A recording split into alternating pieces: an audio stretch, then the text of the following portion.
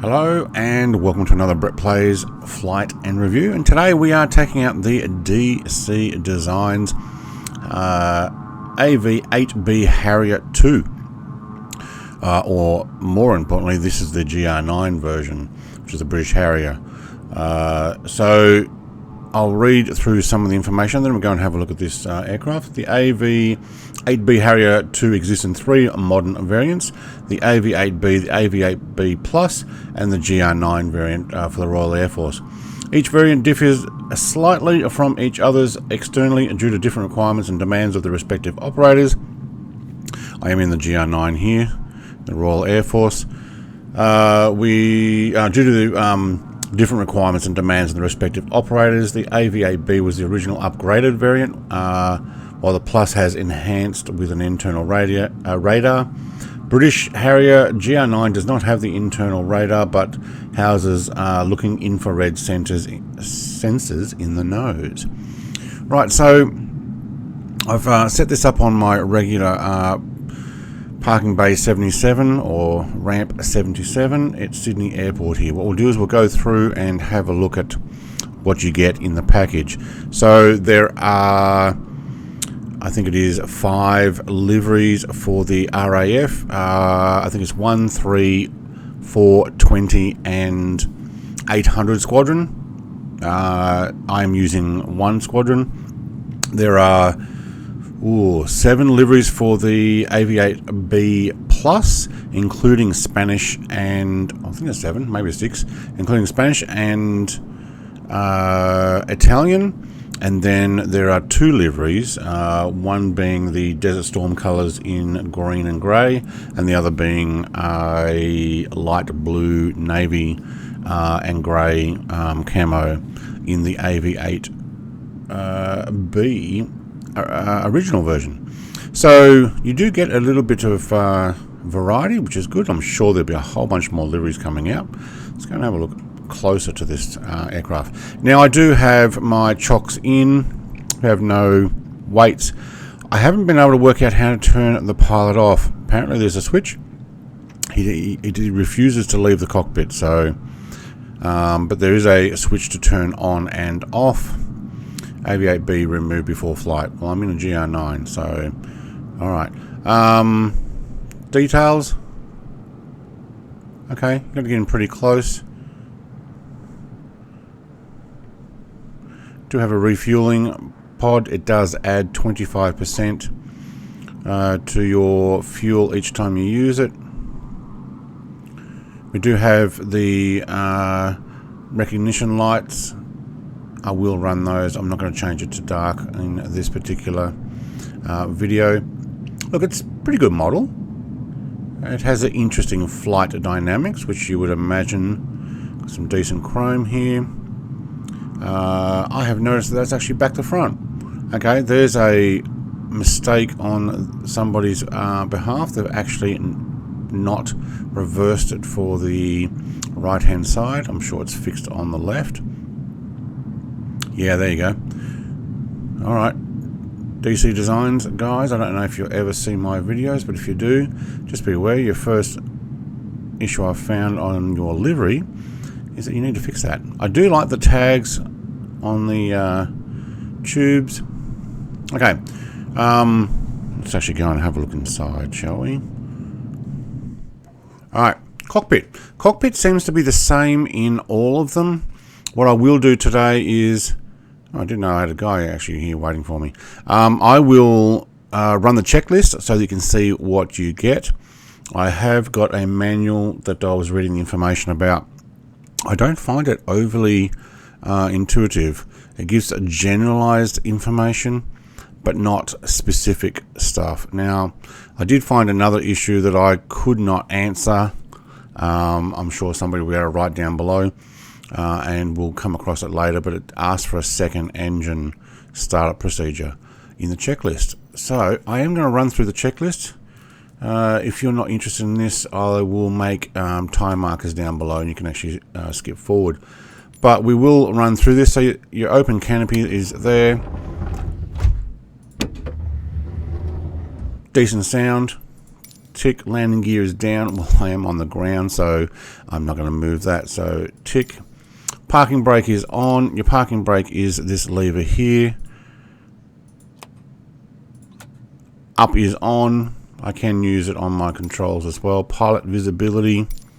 And this is what I was saying, that you can turn the pilot off.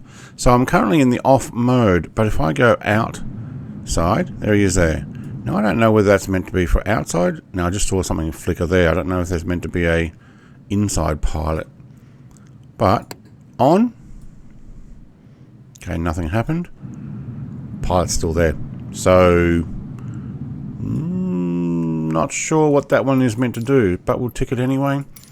Starting. I do need the battery on. Battery's over here. Once you go through this once or twice, it'll actually make a lot more sense. Avionics. There's no switch for avionics. I think it's just saying check that they're on. Well, they're all on. Horizon lines are setting up. So tick. Strobe light. And if there's a button for avionics, I've not worked out where it is. Strobe light on. Tick. Fuel valve lever. Now this says open, push. This is the one back here. If I push that, so the main fuel shutoff valve is disengaged. Now I've just turned off my fuel. So push, it says open, push. Well, if I push it down, doesn't that actually turn off my fuel? Main fuel shutoff valve is engaged. So I've turned off all my fuel. Well, I'll leave it open. Generator switch. Back over this side. Generators are here. Hang on, we need to tick that. APU is next to it. Tick. Throttle is closed. Should be. Yep, closed. Tick. Engine starter. Back over here with these. Okay, engine is starting. Tick. Left boost pump. It's actually pretty good.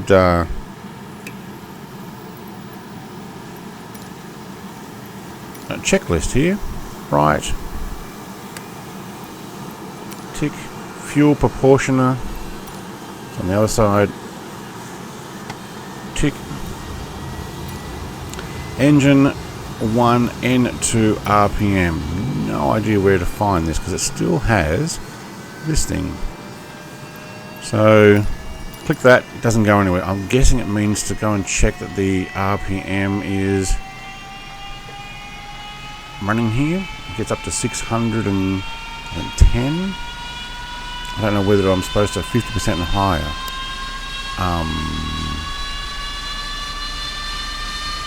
How do I tell? Because that one doesn't actually look to anything. So have a look on this side. Compressor is 60%. I'm guessing that's what it means. My fan RPM, so it's engine 1. I'm guessing it means compressor. Well, 61%. Is that right? Yep. Okay. So tick. Temps and pressures as expected.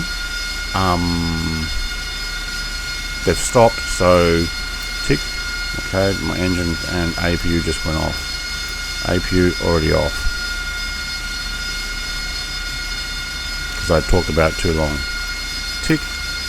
Engine starter 2. Anybody know where an engine starter 2 is?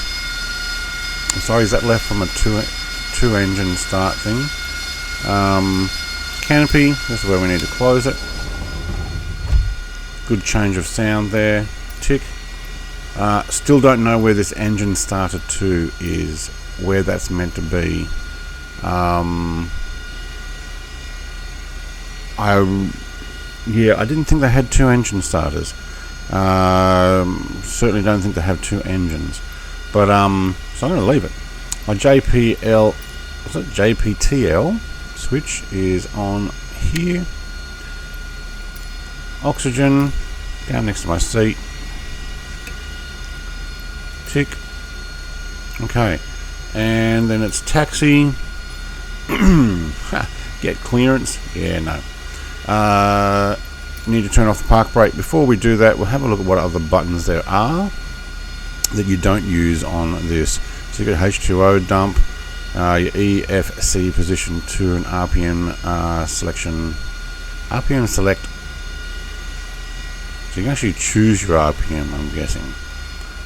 What else do we have? We have our lids disabled. I don't know what an LIDS is. Something I would have to look up. We have a seat position. That doesn't seem to do anything. I guess that's a I don't know. Default for when the pilot's getting in and they have their certain, I don't know, NVG on and off. So buttons are pressable. Still have the park brake light set up. We have our anti-skid. I'll get to this flaps stuff in a moment. That one is not clickable. H2O feed. Stores. Okay, I can go up and down safe mode. I'm wondering if we can actually drop stuff. Probably. Master arm. Oh, we can actually master arm. Cool. I will show the bombs and stuff in a moment. We do have nav master mode enabled. I'm not going to be using any autopilot today. I'm sure there's going to be other videos come out there. Don't know why that green line is going through the front modeling there. Okay. Something else that just potentially a issue. Now, can we hide the yoke? No, we cannot, so we'll go behind it. Come back to the texting in a moment. Your FLIR, LST FLIR off, VSA off. Okay, so these are all part of your weaponry and military use stuff, aren't they?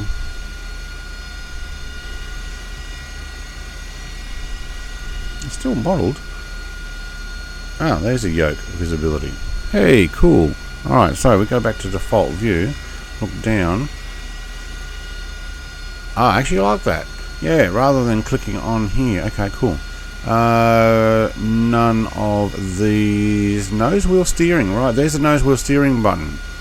So if you want to prevent it from moving, that looks very similar to the yoke that I am using right now. Only difference is that this button is actually up here for me. Alright. We do have our map sensors not implemented. Okay. Is that ground target? Menu. Right, I've marked it up now. I have to go back to, no, you know what? Not implemented. Image. Ah, there we go. Oh, I don't mind that. Looks something I'd have to play around with more. We do have a knob for RWR.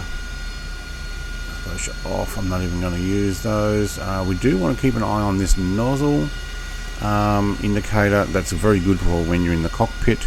We do have a DC test. Is off. No. Okay. What else do we have over here? Your comms.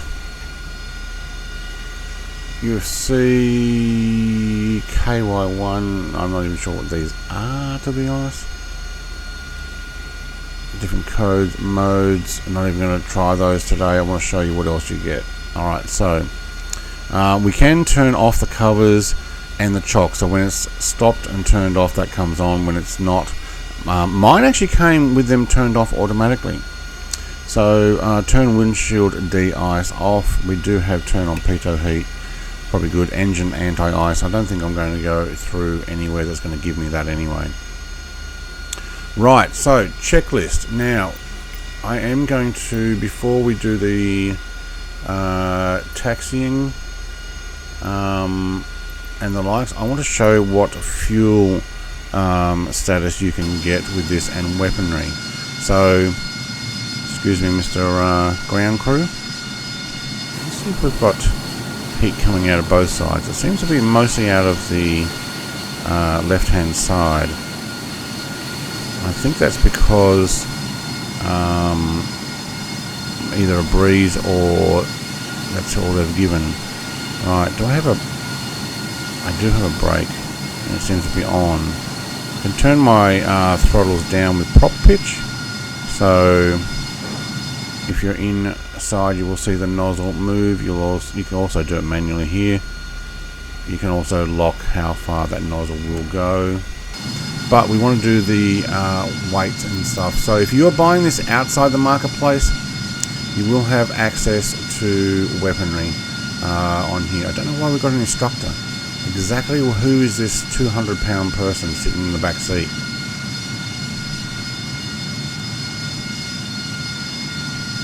Let's go to 0. Gun pod. Alright, 190 will allow us to have a gun pods on. There you go there. Shoots out there. Gun pods are down below. But we have added 190 pounds. Well, we're going to add a few more 190 pounds. So we'll get our other weaponry on here. We'll add some 380 pound. Oops. That'll be a little bit too much. And 380 already had the 0. Okay, so now we have our Maverick missiles. And actually that's it. And it looks like the instructor got back in. Maybe I can't get rid of the instructor. Right, now what we've done is we've just made ourselves a little bit heavier, so taking off will be a problem. If you want external tanks, I might actually just put them on. 4 is the minimum. I will refuel in the air, so what we'll do is we will bring down the fuel down to about 25%. Nothing in the left wing or right wing, and we'll go back to 4 on here, so that we actually are running full tanks empty, but we can fuel in the air. Now what I said was that the aircraft can, by pressing the fueler, which I think is this one here, is it? Yeah, air refueling disengage. Well, when you press it, your fueler comes out and you get 25% more fuel, which is good. Alright, so taxiing, off with that park brake. I am going to fly around with the missiles on. They do make a huge difference on vertical landing. Turns very well.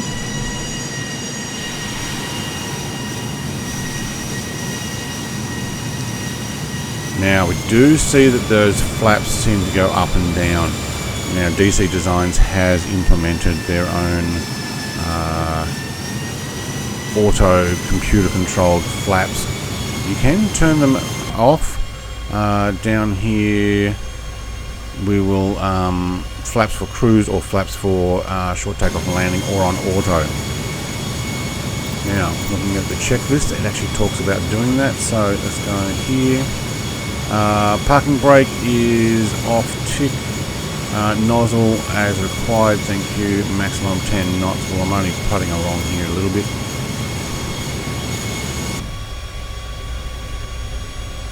So I think that's my pilot that keeps popping his as a bit of a flash there. So maybe there is meant to be a pilot inside the cockpit showing up. Can I actually press that button? I'll turn them off, so I don't want them flashing all the time. Alright, landing lights on. So this is before takeoff. I have to wait for the other aircraft there. That's landing lights there. Turn it on. Tick. Navigation lights. We didn't do any of these yet. I'm going to have to scoot our head over. Nav lights on. While we're there, I'm actually going to put on the recognition lights. So recognition lights are the bright greenish fluoro yellow type lights. So we'll go tick. VSTOL switch is the one now that's flashing. This allows us for short takeoff and landing or cruise mode. By doing STOL, it'll be like a non-conventional takeoff, so trying to take off directly up. We will use more fuel, and because we have loaded this now with weapons, that can be a bit more of an issue. But we are going to go out to the harbour here, and I'm going to have a bit of a practice around, so if you're interested in seeing me land on and off of helicopter landing decks and Queen Elizabeth class aircraft carrier. I have some outside Sydney Harbour here right now. The nozzle limiter, we can limit it. I've got it at 98%. That's fine. So tick. Yep, I've got it at 100% for takeoff. Elevator trim, takeoff 5 degrees. Frequency as required. Yes. Throttle as required. Okay, rotate at 120 knots and gear up before 250. So nobody's there. Probably have an AI getting in our way. They usually do. Alright, so rotate at 120 knots and gear up by 250. Alright, we're ready for takeoff. You can see that those automatic flaps have stopped doing what they're doing. I am using them on auto for takeoff, so I will do a conventional takeoff here.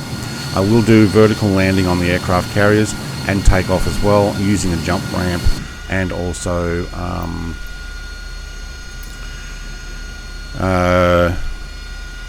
well, we'll see how many times we crash it, because it can be problematic. Okay, so cool, we're good. Let's go for it. I am on 100% nozzle facing forward.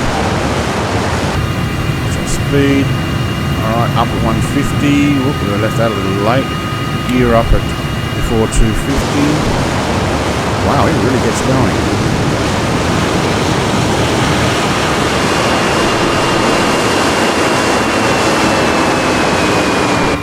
I will slow that down. Cruise it is at 350, I think it is. So we'll go back to the checklist here. And with takeoff,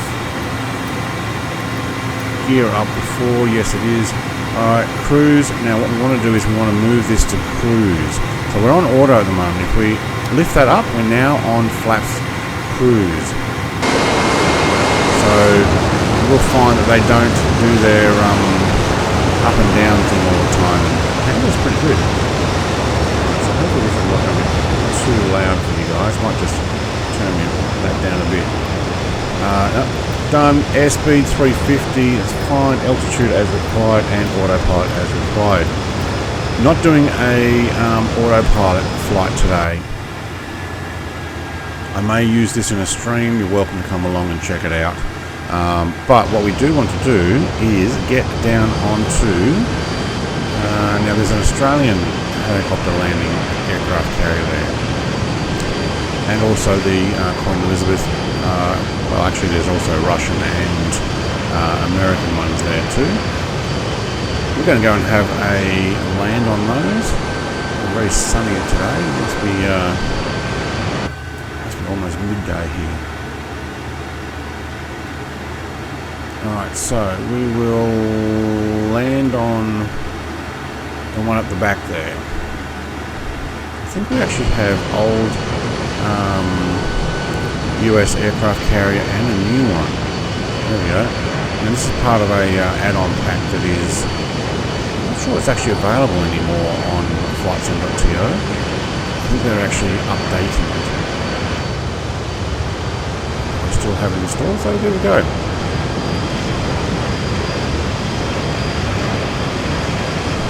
Alright, so I'm on regular cruise. We're doing, what, 277? Alright, we can actually go a lot faster than this.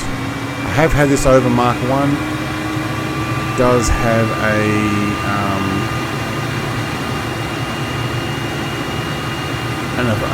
vapor effects when you're getting around the Mark 1. I haven't heard a sonic boom on it though. But you do have silence from the front. But I've only done Mark 1.02 on a slight dive.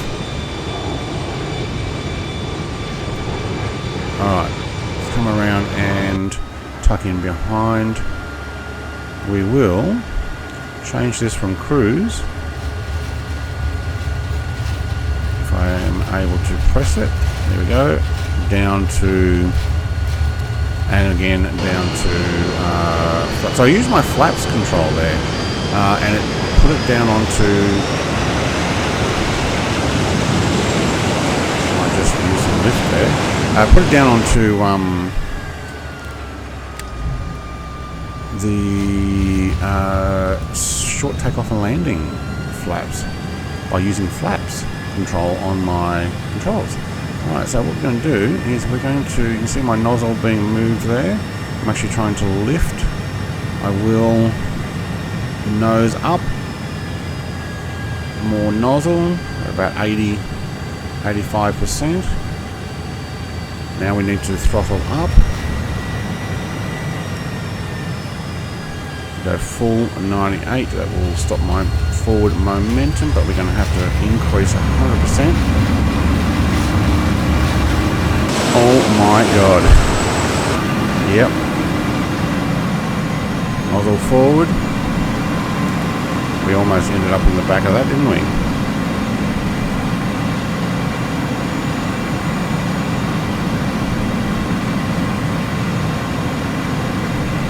Alright, nozzle full forward, and we're down. I must admit that was actually the best landing I've done so far.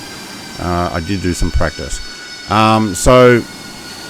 What you have to do there is, I use my nozzle in order to move forward. I just pushed it a little bit further forward like that.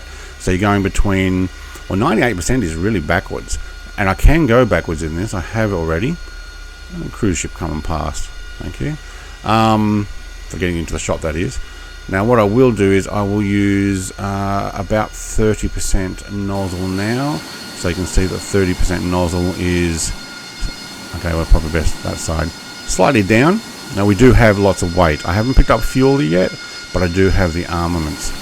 We do have a ramp here, and we'll go and take off from here and get onto the Queen Elizabeth class. I think with 30% I should be able to almost take off, just stop.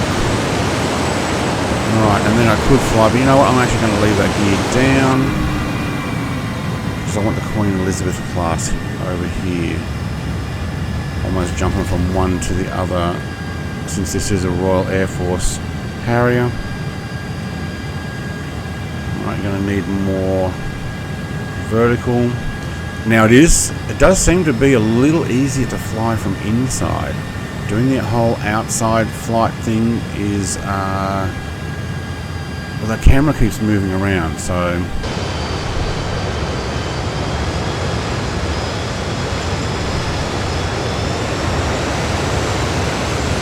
knowing exactly where you are on your throttle is a little bit harder, other than what you know what you're doing with your hands while you're there. So you drop this. Oh yeah, that's how easy it is to muck it up from the outside. And that is full brakes. Can we stop before we get up the ramp? We are going to have to roll back down. You're not going to let me, are you? Right, alright, we're going to have to do a full takeoff directly up, unless I have my park brake on, do I? No. Let's have a look. Park brake is off. Okay, so, yeah. Outside view, not so easy, but we are on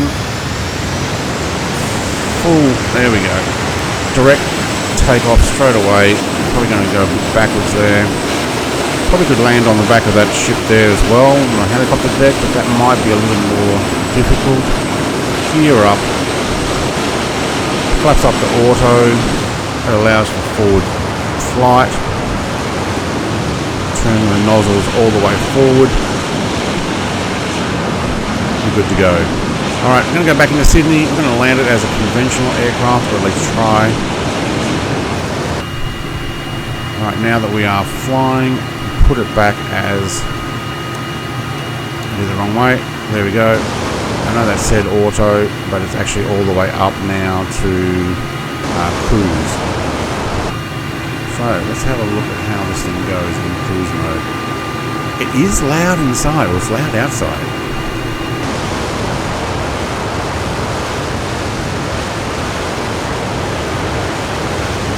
It handles pretty good, even with the extra weight underneath. There's that flash of the pilot again. Oh, we've got a cruise ship in the harbour. We're going to have to go up and over. We have two. It looks like they've hit each other.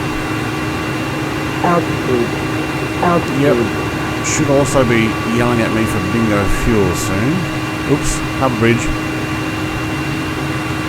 Oh, I thought I'd hit it there. It froze for a second. I think it thought I hit it there too.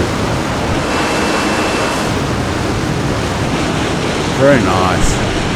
Now we could probably go and land at some building or something, but let's give it a quick push to maximum throttle. We haven't refueled, so I carried the extra weight unnecessarily. I'm sure we probably could work out how to jettison. I don't know if it's... there's just like different stores of which to use. My arm... Ooh.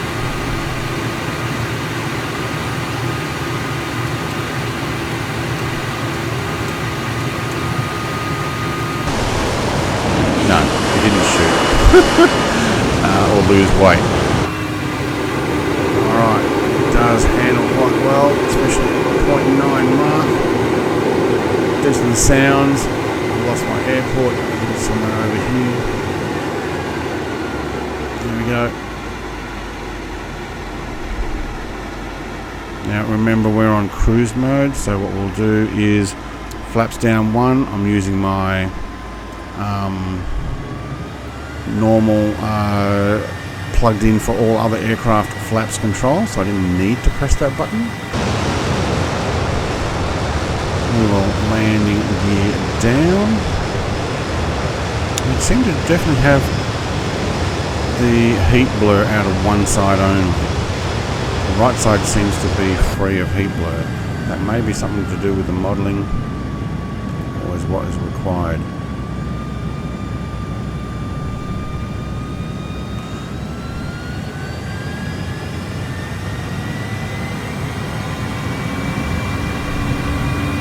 I kind of let that slow down, so my fault. I will use the nozzle down a little just to give us a little more lift.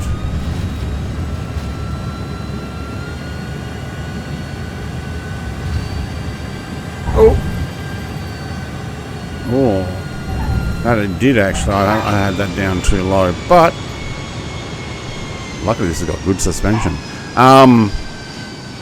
Yeah. DC Designs Harrier. Now I'm not getting everything out of it yet. I haven't tried the autopilot. How well it follows a path or the likes, but I wanted to give you guys a bit of a show of what you're getting, since you're probably going to have to pay the $35 US. I don't even know what it's going to be on the market, but I got it from Just Flight. I've only played around it with it for a few hours to try and overcome some of the how the heck do I fly it type moments. But I think I've got a bit of a hang of it. I'm sure it will fly better without the extra weight on it as well. Let's do a quick view of the fuel. Switch, up it comes, there it is, and we've filled up with a 25% extra fuel. It's that easy, and tucks away. Quite a few jet aircraft have got those these days. Let's see if we can actually take off with that extra weight. Just right, wouldn't want to put more in there. Can twist, can move. Get over to my parking space. Stop going backwards.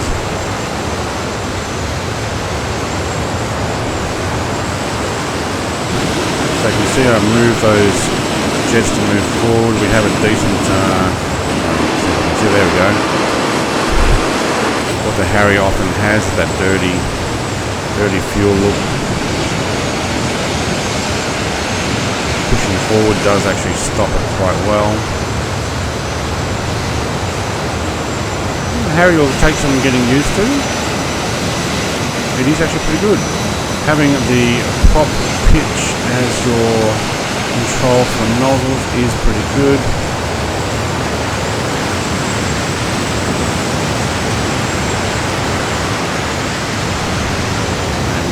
backwards? I am. Let's go forwards.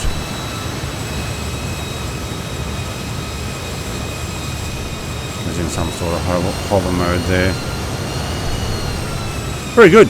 Alright, like, comment, subscribe. That's my first look at the Harrier. If I've missed anything or you want to find out some other information, write a comment down below. I will look and read them and will answer you as I find them. If I have missed something completely and I need to make another video that includes that, please let me know. Oh, somebody's just got into my parking bay. Alright, with that, we'll just stop here. Thanks for watching, and if you got this far, you're awesome. Cheers, have a great day. Bye.